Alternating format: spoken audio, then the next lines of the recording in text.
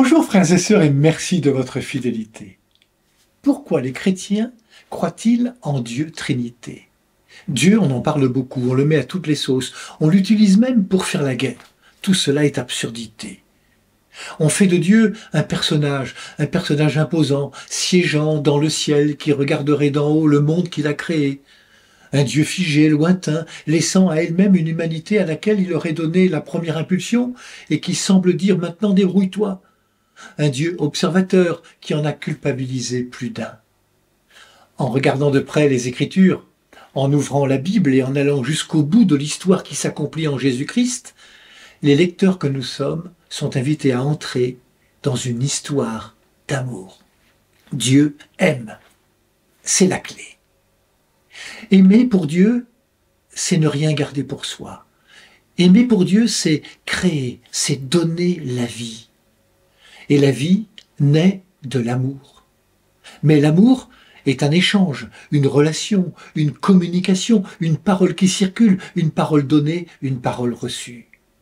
Cela, nous le disons à chaque fois que nous traçons sur nous le signe de la croix. Que disons-nous? Au nom du Père et du Fils et du Saint-Esprit. Nous traçons sur nous le signe d'un foyer d'amour permanent qui se nourrit dans une relation d'une parfaite confiance entre le Père, le Fils et le Saint-Esprit. Aimer pour Dieu, c'est être un, unifié en communion. L'amour ainsi vécu, non seulement est source de vie, mais il est clair. Il nous aide à y voir clair dans nos vies.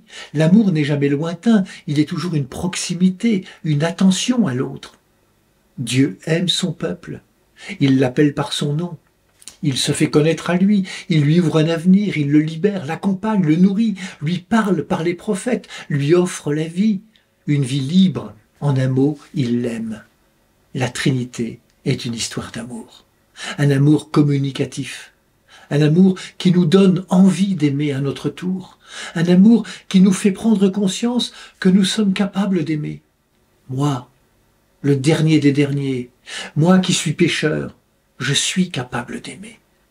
Combien de fois Jésus permet à des humains de se relever, de grandir, de retrouver leur dignité, de découvrir leur vocation, de dire leur foi. La Trinité, un cœur qui écoute. Jamais de jugement qui culpabilise et enferme. Devant Dieu, je me sens libre.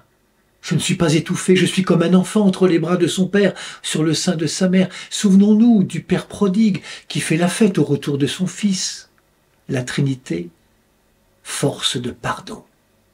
Un pardon si beau et si grand qu'il nous ouvre les portes à ce qu'on pouvait croire inaccessible, le Dieu 3 fois saint. En aimant Dieu et notre prochain, nous pouvons entrer à notre tour dans cet amour trinitaire. Nous avons une place en Dieu. C'est Jésus qui le dit, « Je pars vous préparer une place ». La Trinité, un amour où nous avons une place, un amour où nous recevons une mission. L'amour de Dieu, Père, Fils, Esprit, fait de nous des vivants. Il fait de nous des témoins. Allez, de toutes les nations, faites des disciples. Notons dans l'Évangile un petit détail qui a son importance. Nous lisons « Les 11 disciples s'en allèrent en Galilée ». La Galilée.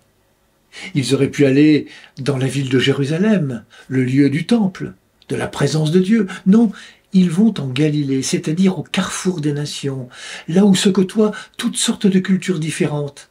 Ainsi, l'amour de Dieu, Père, Fils, Esprit, concerne l'universel, concerne toute l'humanité dans ce qu'elle a de plus diverse. L'amour Trinité ne fait pas de différence entre les hommes.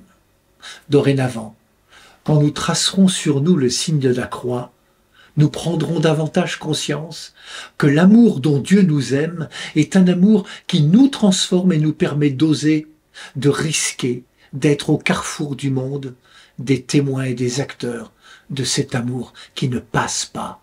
Car nous l'avons appris du Christ, tout passe, mais l'amour ne passera jamais. C'est peut-être cela, le Dieu Trinité. Bon dimanche à toutes et à tous, prenez bien soin de vous et des autres.